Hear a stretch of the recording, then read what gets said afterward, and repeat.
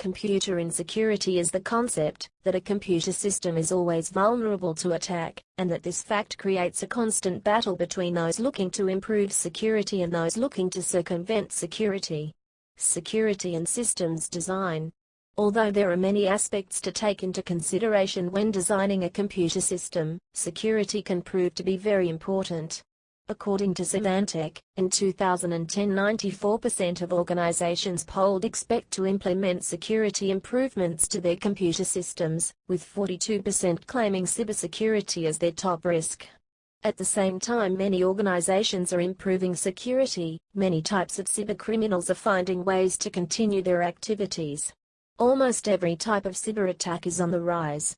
In 2009, respondents to the CSI Computer Crime and Security Survey admitted that malware infections, denial of service attacks, password sniffing, and website defacements were significantly higher than in the previous 2 years. Financial cost. Serious financial damage has been caused by security breaches, but because there is no standard model for estimating the cost of an incident, the only data available is that which is made public by the organizations involved. Several computer security consulting firms produce estimates of total worldwide losses attributable to virus and worm attacks, and to hostile digital acts in general. The 2003 loss estimates by these firms range from $13 billion, worms, and viruses only, to $226 billion, for all forms of covert attacks. The reliability of these estimates is often challenged. The underlying methodology is basically anecdotal. Insecurities in operating systems have led to a massive black market for rogue software. An attacker can use a security hole to install software that tricks the user into buying a product. At that point, an affiliate program pays the affiliate responsible for generating that installation about $30. The software is sold for between $50 and $75 per license. Reasons. There are many similarities, yet many fundamental differences, between computer and physical security. Just like real-world security, the motivations for breaches of computer security vary between attackers, sometimes called hackers or crackers. Some are thrill seekers or vandals, the kind often responsible for defacing websites. Similarly, some website defacements are done to make political statements. However, some attackers are highly skilled and motivated with the goal of compromising computers for financial gain or espionage.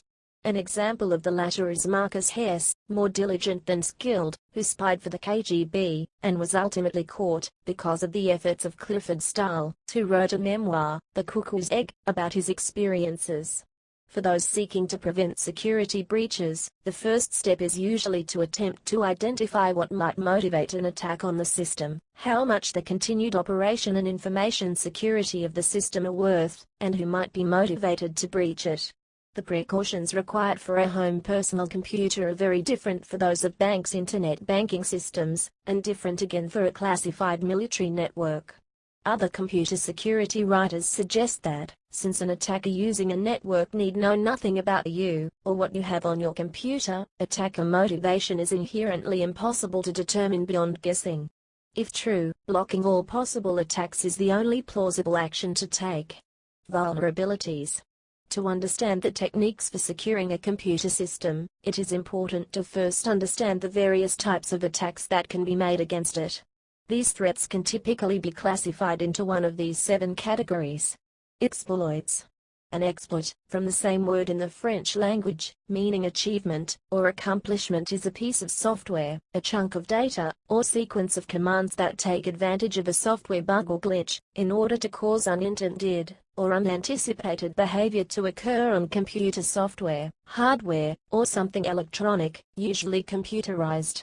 This frequently includes such things as gaining control of a computer system, or allowing privilege escalation or a denial of service attack. Many development methodologies rely on testing to ensure the quality of any code released. This process often fails to discover unusual potential exploits. The term exploit generally refers to small programs designed to take advantage of a software flaw that has been discovered, either remote or local. The code from the exploit program is frequently reused in Trojan horses and computer viruses. In some cases, a vulnerability can lie in certain programs' processing of a specific file type, such as a non-executable media file. Some security websites maintain lists of currently known unpatched vulnerabilities found in common programs. See external links below. Eavesdropping. Eavesdropping is the act of surreptitiously listening to a private conversation, typically between hosts on a network. For instance, programs such as Carnivore and Mirror's Insight have been used by the FBI and NSA to eavesdrop on the systems of Internet service providers.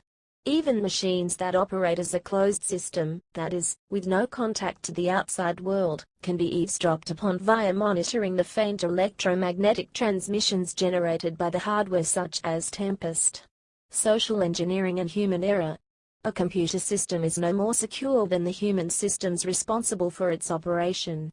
Malicious individuals have regularly penetrated well-designed secure computer systems by taking advantage of the carelessness of trusted individuals, or by deliberately deceiving them, for example sending messages that they're the system administrator and asking for passwords.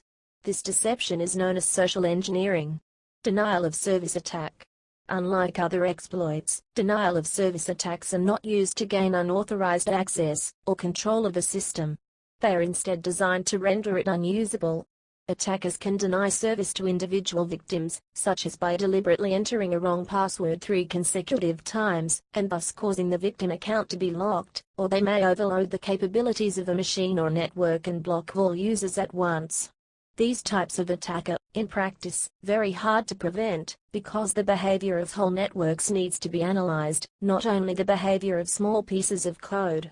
Distributed denial of service, DDoS, attacks are common, where a large number of compromised hosts, commonly referred to as zombie computers, used as part of a botnet with, for example, a worm, Trojan horse, or backdoor exploit to control them, are used to flood a target system with network requests, thus attempting to render it unusable through resource exhaustion. Another technique to exhaust victim resources is through the use of an attack amplifier, where the attacker takes advantage of poorly designed protocols on third-party machines, such as FTP or DNS, in order to instruct these hosts to launch the flood. There are also commonly found vulnerabilities in applications that cannot be used to take control over a computer, but merely make the target application malfunction or crash. This is known as a denial of service exploit. Indirect attacks. An indirect attack is an attack launched by a third-party computer. By using someone else's computer to launch an attack, it becomes far more difficult to track down the actual attacker. There have also been cases where attackers took advantage of public anonymizing systems, such as the Tor Onion router system. Backdoors. A backdoor in a computer system, or crypto system or algorithm, is a method of bypassing normal authentication, securing remote access to a computer, obtaining access to plain text, and so on, while attempting to remain undetected. The backdoor may take the form of an installed program, for instance, back orifice, or could be a modification to an existing program or hardware device. A specific form of backdoors are rootkits, which replaces system binaries and/or hooks into the function calls of the operating system to hide the presence of other programs, users, services and open ports. It may also fake information about disk and memory usage. Direct access attacks. Common consumer devices that can be used to transfer data surreptitiously. Someone who has gained access to a computer can install any type of devices to compromise security, including operating system modifications, software worms, keyloggers, and covert listening devices. The attacker can also easily download large quantities of data onto backup media, for instance CDR/DVD, tape, or portable devices such as key drives, digital cameras or digital audio players. Another common technique is to boot an operating system contained on a CD-ROM or other bootable media and read the data from the hard drive or hard drives this way. The only way to defeat this is to encrypt the storage media and store the key separate from the system. See also, category, cryptographic attacks. Computer code is regarded by some as a form of mathematics. It is theoretically possible to prove the correctness of certain classes of computer programs, though the feasibility of actually achieving this in large-scale practical systems is regarded as small by some with practical experience in the industry, see Bruce Meyer and others. It's also possible to protect messages in transit, that is, communications, by means of cryptography. One method of encryption, the one-time pad, is unbreakable when correctly used. This method was used by the Soviet Union during the Cold War, though flaws in their implementation allowed some cryptanalysis. See Venona project. The method uses a matching pair of key codes, securely distributed, which are used once and only once to encode and decode a single message. For transmitted computer encryption, this method is difficult to use properly, securely, and highly inconvenient as well. Other methods of encryption, while breakable in theory, are often virtually impossible to directly break by any means publicly known today. Breaking them requires some non-cryptographic input, such as a stolen key, stolen plaintext, at either end of the transmission, or some other extra cryptanalytic information. Social engineering and direct computer access, physical attacks can only be prevented by non-computer means, which can be difficult to enforce, relative to the sensitivity of the information. Even in a highly disciplined environment, such as in military organizations, social engineering attacks can still be difficult to foresee and prevent. In practice, only a small fraction of computer program code is mathematically proven, or even goes through comprehensive information technology audits or inexpensive, but extremely valuable computer security audits, so it's usually possible for a determined hacker to read, copy, alter or destroy data in well-secured computers, albeit at the cost of great time and resources. Few attackers would audit applications for vulnerabilities, just to attack a single specific system. It is possible to reduce an attacker's chances by keeping systems up to date, using a security scanner and hiring competent people responsible for security. The effects of data loss/damage can be reduced by careful backing up and insurance. Security measures. A state of computer security is the conceptual ideal, attained by the use of the three processes: prevention, detection, response. User account access controls and cryptography can protect systems, files and data, respectively. Firewalls are by far the most common prevention systems from a network security perspective, as they can, if properly configured, shield access to internal network services, and block certain kinds of attacks through packet filtering. Intrusion detection systems, IDSs, are designed to detect network attacks in progress and assist in post-attack forensics, while audit trails and logs serve a similar function for individual systems. Response is necessarily defined by the assessed security requirements of an individual system, and may cover the range from simple upgrade of protections to notification of legal authorities, counterattacks, and the like. In some special cases, a complete destruction of the compromised system is favored, as it may happen that not all the compromised resources are detected. Today, computer security comprises mainly preventive measures, like firewalls or an exit procedure.